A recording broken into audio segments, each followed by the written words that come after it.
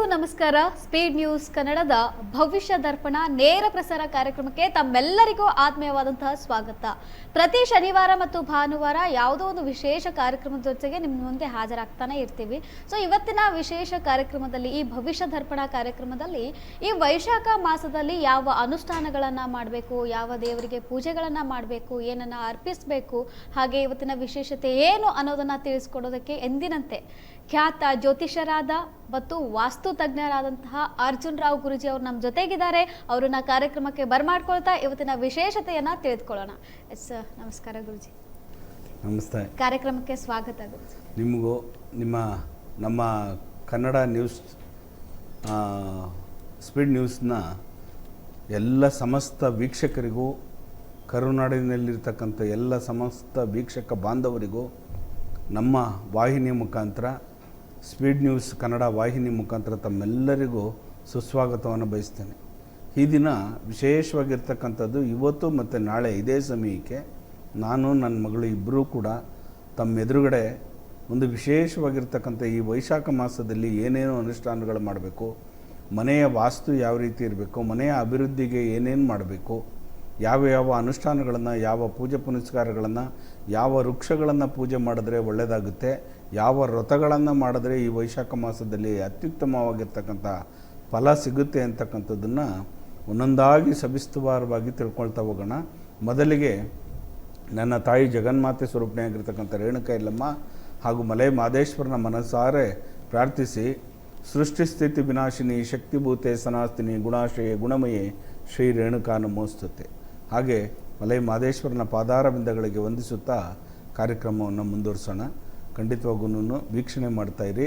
ಒಳ್ಳೊಳ್ಳೆ ಅನುಷ್ಠಾನಗಳನ್ನು ನಿಮಗೆ ಕೈಗೆಟುಕುವ ರೀತಿಯಲ್ಲಿ, ಯಾವುದೇ ರೀತಿಯ ಖರ್ಚು ವೆಚ್ಚಗಳಿಲ್ದಿರೇ ಸವಿಸ್ತರವಾಗಿ ತಿಳಿಸ್ಕೊಡ್ತೇವೆ. ಖಂಡಿತವಾಗೂ ವೀಕ್ಷಣೆ ಮಾಡ್ತಾಯಿರಿ. ಎಸ್ ಅಪ್ಪಾಜಿ, ಇವತ್ತು ಶನಿವಾರ, ಇವತ್ತಿನ ವಿಶೇಷತೆ ಏನು, ಇವತ್ತು ಮಾಡ್ತಿರ್ತಕ್ಕಂಥ ಕೆಲಸಗಳಿಗೆ ಯಾವ ರೀತಿಯಾಗಿ ಪೂಜೆಯನ್ನು ಮಾಡಬೇಕು, ಯಾವ ಅನುಷ್ಠಾನಗಳನ್ನು ಮಾಡಬೇಕು ಅನ್ನೋದು ಇವತ್ತು ನಮ್ಮ ವೀಕ್ಷಕರಿಗೆ ತಿಳಿಸ್ಕೊಡಿ. ಖಂಡಿತವಾಗೂ ಇವತ್ತು ನೋಡಿ, ವಿಶೇಷವಾಗಿರ್ತಕ್ಕಂಥದ್ದು ಪರಾಭವ ನಾಮ ಸಂವತ್ಸರದಲ್ಲಿ ಉತ್ತರಾಯಣದಲ್ಲಿ ವಸಂತ ಋತು. ಈ ಒಂದು ಮಾಸದಲ್ಲಿ, ವೈಶಾಖ ಮಾಸದಲ್ಲಿ ಬಿಸಿಲಿನ ತಾಪಗಳು ಜಾಸ್ತಿ ಆಗ್ತಕ್ಕಂಥದ್ದು. ಅದರಲ್ಲಿ ಇವತ್ತು ಶನಿವಾರ ಬಂದಿರೋದ್ರಿಂದ, ಆ ಪರಮಾತ್ಮನ ಶನೇಶ್ವರನ ವಾರ ಆಗಿರೋದ್ರಿಂದ ಪ್ರಾರ್ಥನೆ ಮಾಡಿಕೊಂಡು, ನೀಲಾಂಜನಂ ಸಮವಾಸಂ ರವಿಪುತ್ರಂ ಯಮಾಗ್ರಜಂ ಛಾಯ ಮಾರ್ತಾಂಡ ಸಂಭೂತಂ ತನ್ನಮಾಮಿ ಶನೇಶ್ವರಂ. ಆ ಶನೇಶ್ವರನ ವರಪ್ರಸಾದದಿಂದ ಎಲ್ಲ ಕಡೆ ಸುಖ ಸಂತೋಷ ನೆಮ್ಮದಿಯಿಂದ ಎಲ್ಲರೂ ಬಾಳಲಿ ಅಂತೇಳಿ ಈ ನಮ್ಮ ವಾಹಿನಿ ಮುಖಾಂತರ ಬೇಡ್ಕೊಳ್ತೇನೆ.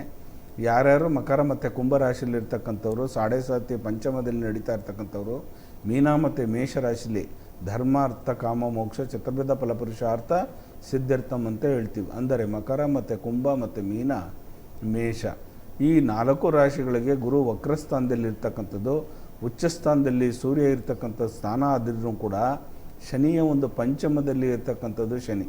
ಹಾಗಾಗಿ ಅವನ ಮನೆಗೆ ಬಂದ ಅಂದರೂ ಕೂಡ ನಮಗೆ ವ್ಯತಿರಿಕ್ತವಾಗಿರ್ತಕ್ಕಂಥ ಮಾನಸಿಕವಾಗಿ ಹಿಂಸೆ ಆಗ್ತಕ್ಕಂಥದ್ದು ಜಾಸ್ತಿ ಆಗುತ್ತೆ. ಮನಸ್ಸಿಗೆ ನೆಮ್ಮದಿ ಇಲ್ಲದೆ ಇರ್ತಕ್ಕಂಥದ್ದಾಗುತ್ತೆ. ಎಲ್ಲೋ ದಾರಿಲಿ ಹೋಗ್ತಾ ಇರಬೇಕಾದ್ರೆ ಬಂದು ಅವನೇ ನಮ್ಗೆ ಹೊಡೆಯೋ ಥರ ಆಗುತ್ತೆ. ಅಂದರೆ ಸಣ್ಣ ಕ್ಷುಲ್ಲಕ ಕಾರಣಕ್ಕಾಗಿ ನಮ್ಮ ಮೇಲೆ ಗಲಾಟೆ ಮಾಡ್ತಕ್ಕಂಥದ್ದಾಗುತ್ತೆ, ಮಾನಸಿಕವಾಗಿ ಹಿಂಸೆ ಆಗ್ತಕ್ಕಂಥದ್ದಾಗುತ್ತೆ.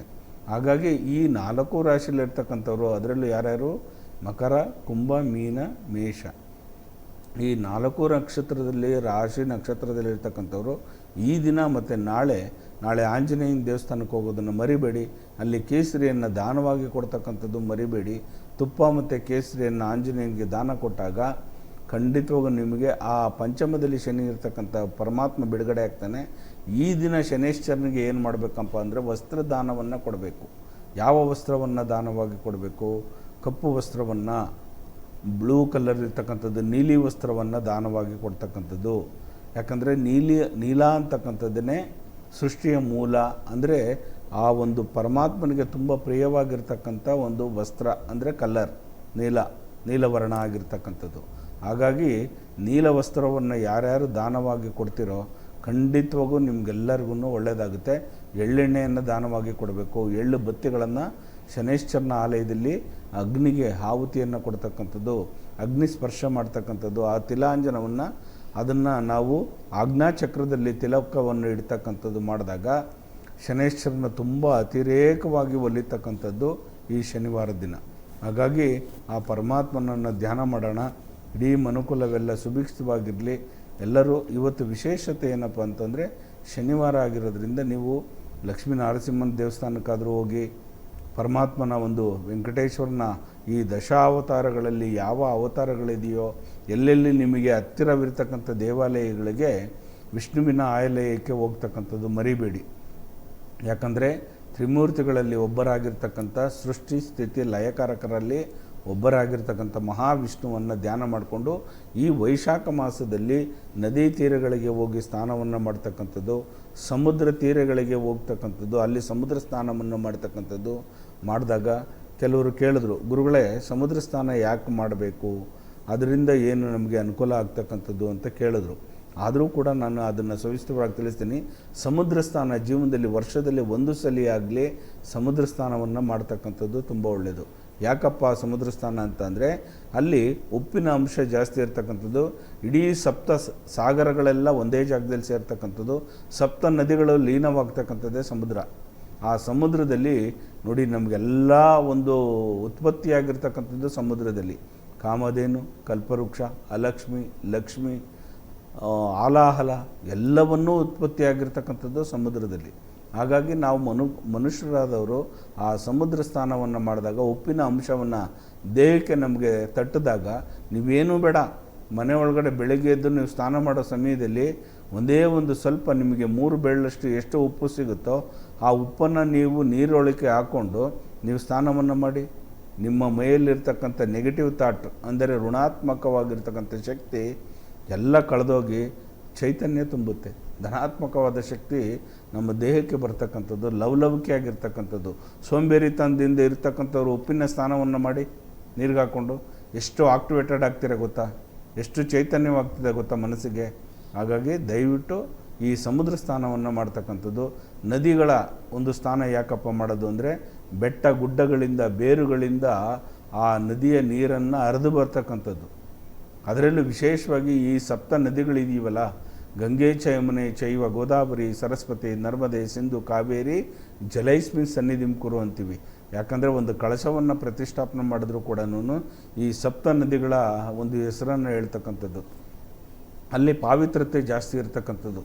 ನಾವೇನು ಹೇಳ್ತೀವಿ ಶ್ಲೋಕದಲ್ಲಿ, ಅಪವಿತ್ರೋ ಪವಿತ್ರ ಸರ್ವವಸ್ತಾಂಗ ಪುಂಡರೀಕಾಕ್ಷ ಸಭಾಹ್ಯಾಂತ ಶುಚಿಹಿ ಅಂತೀವಿ. ಅಂದರೆ ನಾವು ಮಾಡ್ತಕ್ಕಂಥ ಕಾರ್ಯದಲ್ಲಿ ಈ ಸಪ್ತ ನದಿಗಳು ಸಂಗಮ ಆಗಿ ಆ ಕಳಶದಲ್ಲಿದೆ. ಇದೆಲ್ಲ ಪವಿತ್ರವಾಗಿದೆ, ಅಪವಿತ್ರವಾಗಿರ್ತಕ್ಕಂಥದ್ದು ಪವಿತ್ರವಾಗಿದೆ. ನಾವು ಅಪವಿತ್ರ ಆಗಿರ್ತಕ್ಕಂಥವ್ರು ನಾವು ಈ ಸಪ್ತ ನದಿಗಳಲ್ಲೂ ಕೂಡ ನಾವು ಮಿಂದೆದ್ದು ಬಂದಿದ್ದೀವಿ ಅಂತೇಳಿ ಪ್ರೋಕ್ಷಣೆ ಮಾಡ್ಕೊಳ್ತಕ್ಕಂಥದ್ದು. ಹಾಗಾಗಿ ಕೆಲವು ನದಿಗಳಿಗೆ ನಾವು ಹೋದಾಗ ಖಂಡಿತವಾಗಿ ಅಲ್ಲಿ ಅನುಷ್ಠಾನಗಳನ್ನು ಮಾಡ್ತಕ್ಕಂಥದ್ದು ಮಾಡಿದಾಗ ನಮಗೆ ಉತ್ತಮವಾಗಿರ್ತಕ್ಕಂಥ ಫಲ ಸಿಗ್ತಕ್ಕಂಥದ್ದು ಬಂಧುಗಳೇ. ಹಾಗಾಗಿ ಜೀವನದಲ್ಲಿ ಒಮ್ಮೆ ಆದರೂ ಸಮುದ್ರ ಸ್ನಾನ ಮಾಡಿ, ನದಿಗಳ ತೀರಗಳಿಗೆ ಹೋಗಿ ಅಲ್ಲಿ ಸ್ನಾನಾದಿಗಳನ್ನು ಮಾಡಿ ಖಂಡಿತವಾಗೂ ಒಳ್ಳೆಯದಾಗುತ್ತೆ.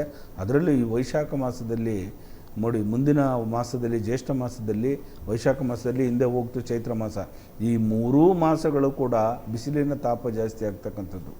ಹಾಗಾಗಿ ಮುಂದೆ ನಿಮಗೆ ಯಾವ್ಯಾವ ಅನುಷ್ಠಾನಗಳನ್ನು ಮಾಡಬೇಕು ಅದನ್ನು ನಾನು ತಿಳಿಸ್ತಾ ಹೋಗ್ತೀನಿ. ಸಪ್ಪಾಜಿ ಒಂದು ಕರೆ ಇದೆ, ಕರೆ ತಗೊಳ್ಳೋಣಮ್ಮ. ಹಲೋ ಹಲೋ ಹಲೋ, ನಮಸ್ತೆ ಅಮ್ಮ. ನಮಸ್ತೆ. ವಾಯ್ಸ್ ಅಷ್ಟೊಂದು ಕೇಳಿಸ್ತಾ ಇಲ್ಲ ಮೇಡಮ್. ಇವಾಗ ಕೇಳಿಸ್ತಾ ಇದೆ ಅಲ್ವಾ? ಇವಾಗ ಸ್ವಲ್ಪ. ಮೇಡಮ್ ನಮಸ್ತೆ ಅಮ್ಮ, ಎಲ್ಲಿಂದ ಕರೆ ಮಾಡ್ತಾ ಇರೋದು? ನಾವು ಮಂಡ್ಯದಿಂದ. ನಿಮ್ಮ ಹೆಸರು? ಉಮಾ. ನಿಮ್ಮ ಹೆಸರು ಅಮ್ಮ? ಉಮಾ ಅಂತ ಮೇಡಮ್. ಓಕೆ ಅಮ್ಮ, ಮಾತಾಡಿ, ಗುರೂಜಿ ಇದ್ದಾರೆ, ಮಾತಾಡಿ. ಅಮ್ಮ ನಮಸ್ತೆ ಅಮ್ಮ. ನಮಸ್ತೆ ಗುರುಜಿ. ನಮಸ್ತೆ ಅಮ್ಮ, ಮಂಡ್ಯದಿಂದ ಕರೆ ಮಾಡ್ತಾ ಇದ್ದೀನಿ. ವೃಷಭ ರಾಶಿ ಕೃತಿಕಾ ನಕ್ಷತ್ರ, ಆರೋಗ್ಯ ಬಗ್ಗೆ ಕೇಳಬೇಕಿತ್ತು ಗುರುಜಿ. ಹಂಗೆ ನನಗೆ ತಂದೆ ಮನೆ ಕಡೆಯಿಂದ ಪ್ರಾಪರ್ಟಿ ಬರಬೇಕಿತ್ತು, ಅದು ಬರುತ್ತಾ, ಯೋಗ ಇದೆಯಾ ಅಂತ. ಖಂಡಿತಮ್ಮ. ನಿಮ್ಮ ಮೇಷರಾಶಿಲಿ ಕೃತಿಕಾ ನಕ್ಷತ್ರನಾ ನಿಮ್ಮದು? ವೃಷಭ ರಾಶಿ. ವೃಷಭ ರಾಶಿಲಿ ಕೃತಿಕಾ ನಕ್ಷತ್ರನಾ? ಹೌದು. ಏನು ಹೆಸರು ಕರೆಸ್ಕೊತಾ ಇದ್ದೀರಾ ಇವಾಗ? ಉಮಾ ಅಂತಾನೆ. ಉಮಾ ಅಂತ ಕರೆಸ್ಕೊತಾ ಇದ್ದೀರಾ? ಆಯಿತು. ಶುಕ್ರ ಅಧಿಪತಿ ತುಂಬ ಚೆನ್ನಾಗಿದೆ ತಾಯಿ, ನಿಮಗೆ ಎಲ್ಲ ಅನುಕೂಲ ಆಗುತ್ತೆ. ನಿಮ್ಮಿಂದನೇ ಆ ಮನೆ ಬೆಳಗುತ್ತೆ. ಶುಕ್ರ ಅಧಿಪತಿ ಇರೋದ್ರಿಂದ ನಿಮ್ಮ ಕಾಲಗುಣದಿಂದ ಆ ಮನೆ ತುಂಬ ಅಭಿವೃದ್ಧಿ ಆಗುತ್ತೆ. ಮತ್ತು ನೀವೇನು ನಿರೀಕ್ಷೆ ಮಾಡಿದ್ದೀರಿ ನಿಮ್ಮ ತಂದೆ ಮನೆ ಕಡೆಯಿಂದ ಅದು ಖಂಡಿತವಾಗೂ ಲಭ್ಯವಾಗುತ್ತೆ, ಸಿಗುತ್ತೆ ನಿಮಗೆ. ಯಾಕಂದರೆ ಒಂದು ಚಾಲೆಂಜಿಂಗ್ ಅಂತ ಇದೆ ನಿಮಗೆ, ಒಂದು ದೃಢವಾದ ಒಂದು ನಾನು ಏನೇ ಕೆಲಸ ಕೈ ಹಾಕಿದ್ರೂ ಅದನ್ನು ಸಾಧಿಸಬಲ್ಲೆ ಅನ್ನೋದು ಯಾವತ್ತೂ ಕೂಡ ಚಾಲೆಂಜಿಂಗೇ ನಿಮ್ಮದು. ಚಿಕ್ಕ ಹುಡುಗನಿಂದ ಅಮ್ಮ ಯಾವ ಟೈಮಿಂಗ್ಸ್ ಆಗ್ಬೋದು ಅಂತ ಗೊತ್ತಾ, ಇಷ್ಟು ದಿನದೊಳಗೆ ಆಗುತ್ತೆ ಅಂತ. ಅಮ್ಮ ನೋಡಿ, ಪ್ರಯತ್ನ ಪಡಿ. ನನ್ನ ಒಂದು ಅನಿಸಿಕೆ ಪ್ರಕಾರ ವೃಷಭರಾಶಿಯವ್ರಿಗೆ ಹಾಗೆ ಆಗುತ್ತೆ ಅಂತ ಖಂಡಿತವಾಗೂ ಒಂದು 6 ತಿಂಗಳು 5 ತಿಂಗಳು ಒಳಗಡೆ ನಿಮಗೆ ಖಂಡಿತವಾಗಿ ಒಳ್ಳೇದಾಗುತ್ತೆ. ನೀವು ನಿರೀಕ್ಷೆ ಮಾಡಿದಷ್ಟು ತುಂಬ ಒಳ್ಳೆ ಚೆನ್ನಾಗಾಗುತ್ತೆ. ಲಕ್ಷ್ಮೀ ನರಸಿಂಹ ದೇವಸ್ಥಾನ ಮಂಡ್ಯದವರೇ ಆಗಿರೋದ್ರಿಂದ ಲಕ್ಷ್ಮೀ ನರಸಿಂಹ ಸ್ವಾಮಿ ದೇವಸ್ಥಾನಕ್ಕೆ ಹೋಗಿ ಅಲ್ಲೊಂದು ವಿಶೇಷವಾಗಿ ಒಂದು ಪ್ರಾರ್ಥನೆ ಮಾಡ್ಕೊಂಡು ಬನ್ನಿ, ಸಂಕಲ್ಪ ಮಾಡ್ಕೊಂಡು ಬನ್ನಿ, ಖಂಡಿತವಾಗಿ ಒಳ್ಳೇದಾಗುತ್ತೆ. ಆರೋಗ್ಯದಲ್ಲಿ ತುಂಬ ಚೆನ್ನಾಗಿದೆ. ಆದರೆ ಮನಸ್ಸಿಗೆ ಯೋಚನೆ ತಗೊಳ್ಬಾರ್ದು. ಮನೋರೋಗಕ್ಕೆ ಮದ್ದು ಕೊಡೋಕ್ಕಾಗಲ್ಲ. ಜಾಸ್ತಿ ಕೊರಗ್ತೀರಾ, ಜಾಸ್ತಿ ಯೋಚನೆ ಮಾಡ್ತೀರಾ. ಇನ್ನೇನು ಬೇರೆ ಯಾವ ಪ್ರಾಬ್ಲಮ್ಮು ಇಲ್ಲ ನಿಮಗೆ. ಜಾಸ್ತಿ ಯೋಚನೆ ಮಾಡೋದ್ರಿಂದ ತಲೆನೋವು ಬರ್ತಕ್ಕಂಥದ್ದು, ಮೈ ಕೈ ನೋವು ಜಾಸ್ತಿ ಆಗ್ತಕ್ಕಂಥದ್ದು, ರಾತ್ರಿ ಹೊತ್ತು ಸರಿಯಾಗಿ ನಿದ್ದೆ ಮಾಡದೇ ಇರ್ತಕ್ಕಂಥದ್ದು ಇದು ಜಾಸ್ತಿ ಆಗುತ್ತೆ. ಕಾಲುಗಳೆಲ್ಲ ಒಂದ್ಸಲ ಚಳಕ್ ಬರ್ತಕ್ಕಂಥದ್ದು, ನೋವು ಆಗ್ತಕ್ಕಂಥದ್ದು ಇವೆಲ್ಲ ಆಗ್ಬಿಡುತ್ತೆ. ಮಾನಸಿಕವಾಗಿ ಈ ಚಿಂತೆ ಮಾಡೋದು ಬೇಡ.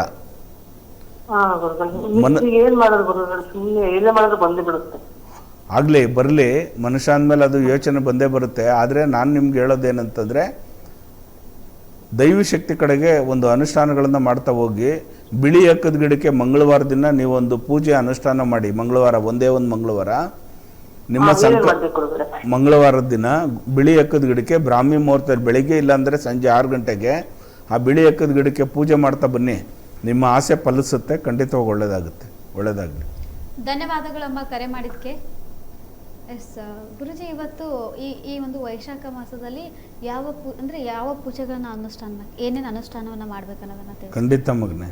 ಯಾಕಂದರೆ ಈ ವೈಶಾಖ ಮಾಸದಲ್ಲಿ ವಿಶೇಷವಾಗಿರ್ತಕ್ಕಂಥದ್ದು ನಮಗೆ ಒಂದು ಪದ್ಮಪುರಾಣದಲ್ಲಿ ಏನು ಹೇಳುತ್ತೆ ಅಂತಂದರೆ, ಈ ಮಾಸದಲ್ಲಿ ನಾವು ಎಷ್ಟು ದಾನ ಧರ್ಮಗಳನ್ನು ಮಾಡ್ತೀವೋ ಅಷ್ಟು ನಮ್ಮ ಹಿರಿಯರಿಗೆ, ಅಂದರೆ ಯಾರು ತೀರ್ಕೊಂಡಿರ್ತಾರೆ, ಮರಣ ಹೊಂದಿರ್ತಾರೆ, ಅವರಿಗೆ ಮೋಕ್ಷ ಪ್ರಾಪ್ತಿ ಆಗ್ತಕ್ಕಂಥದ್ದು. ಅಂದರೆ ಅವರು ಆತ್ಮಗಳಿಗೆ ಪ್ರೇರಣೆಯಾಗಿ ಭೂಮಿ ಮೇಲೆ ಸಂಚಾರಣೆ ಮಾಡ್ತಾ ಇರ್ತಕ್ಕಂಥದ್ದು ಆದಾಗ ಈ ವೈಶಾಖ ಮಾಸದಲ್ಲಿ ನಾವು ದಾನ ಧರ್ಮಗಳನ್ನು ಯಥೇಚ್ಛವಾಗಿ ಮಾಡಿದಾಗ ಅವ್ರಿಗೆ ಮೋಕ್ಷಕ್ಕೆ ಹೋಗ್ತಾರೆ ಅಂತಕ್ಕಂಥದ್ದು ತುಂಬ ಚೆನ್ನಾಗಿದೆ. ಇನ್ನೊಂದು ಕರೆ ಇದೆ, ಮಾತಾಡೋಣ. ಮುಂದುವರ್ಸೋಣ. ಹಲೋ ಹಲೋ, ನಮಸ್ತೆ ಅಮ್ಮ. ಎಲ್ಲಿಂದ ಕರೆ ಮಾಡ್ತಾ ಇದ್ದೀರಮ್ಮ? ನಿಮ್ಮ ಹೆಸರು? ಜ್ಯೋತಿ ಅಂತ ಮೇಡಮ್. ಮಾತಾಡಿ, ಗುರುಜಿ ಇದ್ದಾರೆ, ಮಾತಾಡಿ ಅಮ್ಮ. ಹಲೋ ಹೇಳಿಮ್ಮ. ಗುರುಜಿ, ನಮ್ಮ ಹೆಸರು ಜ್ಯೋತಿ ಅಂತ ಗುರುಜಿ. ಆಯ್ತು. ನಮ್ಗೆ ಮನೇಲಿ ಏನು ಯಾವ್ದೇ ದೇವ್ರ ಮಾಡಿದ್ರು ಏನು ಕೈ ಹಿಡಿತಾ ಇಲ್ಲ ಗುರುಜಿ. ಜ್ಯೋತಿ, ನಿಮ್ದು ಮಕರ ರಾಶಿ ಉತ್ತರಾಷಾಢ ನಕ್ಷತ್ರನಾ? ಸರ್. ಉತ್ತರಾಷಾಢ ನಕ್ಷತ್ರದಲ್ಲಿ ನೋಡಿ, ಮಕರ ರಾಶಿಗೆ ಪಂಚಮದಲ್ಲಿ ಶನಿ ಇದಕ್ಕಂಥದ್ದು. ನಿಮಗೆ ಕೈ ಬಾಯಿ ಅಂಟ್ತಾ ಇಲ್ಲ, ದುಡ್ಡು ನಿಲ್ತಾ ಇಲ್ಲ, ಮಹಾಲಕ್ಷ್ಮಿ ಅನುಕರಣೆ ಆಗ್ತಾ ಇಲ್ಲ ಅಂತಕ್ಕಂಥದ್ದು ಆದರೆ ನಾನೊಂದು ಅನುಷ್ಠಾನ ಹೇಳ್ತೀನಿ, ಅದನ್ನು ಮಾಡ್ಕೊಳ್ಳಿ ಖಂಡಿತವಾಗಿ. ಜ್ಯೋತಿ, ಕೇಳಿಸ್ಕೊಂತಿದ್ದೀರಾ? ನೋಡಿ, ಶ್ರೀಚಕ್ರವನ್ನು ತೆಗೆಸ್ಕೊಳ್ಳಿ. ನಮ್ಮ ವಾಹಿನಿ ಮುಖಾಂತರದಿಂದ ನಿಮಗೆ ಶ್ರೀಚಕ್ರ ಸಿಗುತ್ತೆ. ಶ್ರೀಚಕ್ರವನ್ನು ಪೂಜೆಯನ್ನು ಮಾಡಿ, ಆರಾಧನೆ ಮಾಡಿ. ಶ್ರೀಚಕ್ರ ಯಾವಾಗ ನೋಡಿ ಮಹಾಲಕ್ಷ್ಮಿಯನ್ನು ನಾವು ಆರಾಧನೆ ಮಾಡ್ತೀವೋ, ಶನಿ ಇದ್ದ ಕಡೆ ಲಕ್ಷ್ಮಿ ಇರಲ್ಲ, ಲಕ್ಷ್ಮಿ ಇದ್ದ ಕಡೆ ಶನಿ ಬರಲ್ಲ. ಹಾಗಾಗಿ ಇವಾಗ ಶನಿ ನಿಮಗೆ ತಾಂಡವಾಡ್ತಾ ಇದ್ದಾನೆ ಭಗವಂತ. ಅಂದರೆ ಅವನು ಬಂದು ಮನೆ ಒಳಗಡೆ ಕುಂತ್ಕೊಂಡು ಕಷ್ಟ ಕಾರ್ಪಣ್ಯಗಳೇ ಜಾಸ್ತಿ ಆಗ್ತಕ್ಕಂಥದ್ದು, ಕೈ ನಿಮಗೆ ಹಿಡಿದೇ ಇರ್ತಕ್ಕಂಥದ್ದು, ದುಡ್ಡು ನಿಲ್ಲದೇ ಇರ್ತಕ್ಕಂಥದ್ದು, ಮಾನಸಿಕವಾಗಿ ನೋವಾಗ್ತಕ್ಕಂಥದ್ದು ಜಾಸ್ತಿ ಆಗುತ್ತೆ. ಹಾಗಾಗಿ ಶ್ರೀಚಕ್ರವನ್ನು ಪೂಜೆಯನ್ನು ಮಾಡಿದಾಗ ಖಂಡಿತವಾಗೂ ಅದ್ರ ಆ ಫಲ ನಿಮಗೆ ತುಂಬ ಚೆನ್ನಾಗಿರುತ್ತೆ. ಈ ದಟ್ಟ ದರಿದ್ರ ಎಲ್ಲ ತೊಲಗೋಗಿ ನೆಮ್ಮದಿಯಾಗಿರುತ್ತೆ, ತುಂಬ ಚೆನ್ನಾಗಿ ಆಗ್ತೀರ. ದಾರಿದ್ರ್ಯ ಅಂತಕ್ಕಂಥದ್ದು ಹೋಗುತ್ತೆ. ಶ್ರೀಚಕ್ರವನ್ನು ಪೂಜೆ ಮಾಡ್ತಾ ಮಾಡ್ತಾ ಮಾಡ್ತಾ ನಿಮಗೆ ಮನೆಯಲ್ಲಿ ಅಭಿವೃದ್ಧಿ ಜಾಸ್ತಿ ಆಗುತ್ತೆ. ಹಾಗಾಗಿ ಶ್ರೀಚಕ್ರವನ್ನು ಪೂಜೆ ಮಾಡಿ, ಖಂಡಿತವಾಗಿ ಒಳ್ಳೆಯದಾಗುತ್ತೆ. ನೀವು ಯಾವ ಊರಿಂದ ಕರೆ ಮಾಡ್ತಾ ಇದ್ದೀರಿ? ಎಲ್ಲಿ? ಚಾಮರಾಜನಗರ ಜಿಲ್ಲೆ. ಸರಿ, ಖಂಡಿತವಾಗೂ ನೀವೊಂದು ಕೆಲಸ ಮಾಡಿ, ನಿಮಗೆ ಹತ್ರದಲ್ಲಿರ್ತಕ್ಕಂಥದ್ದು ಎಲ್ಲಾದರೂ ಆಂಜನೇಯನ ದೇವಸ್ಥಾನ ಸಿಗುತ್ತಲ್ವಾ? ಆಂಜನೇಯನ ದೇವಸ್ಥಾನಕ್ಕೆ ಈ ದಿನನೇ ಸ್ವಲ್ಪ ಕೇಸರಿ ಮತ್ತು ತುಪ್ಪವನ್ನು ಕೊಟ್ಬಿಟ್ಟು ಬನ್ನಿ ಆಂಜನೇಯನ ದೇವಸ್ಥಾನಕ್ಕೆ. ಒಂದು ಸಂಕಲ್ಪ ಮಾಡ್ಕೊಂಡು ಬನ್ನಿ, ಪ್ರಾರ್ಥನೆ ಮಾಡ್ಕೊಂಡು ಬನ್ನಿ, ಒಳ್ಳೆಯದಾಗುತ್ತೆ ನಿಮ್ಗೆ. ಗುರುಜಿ. ಎಸ್ ಸರ್, ಧನ್ಯವಾದಗಳು ಅಮ್ಮ. ಇನ್ನೇನ್ ಗುರುಜಿ? ತುಪ್ಪನೂ ಕೇಸರಿ ಅಂತ ಕೇಳಿ.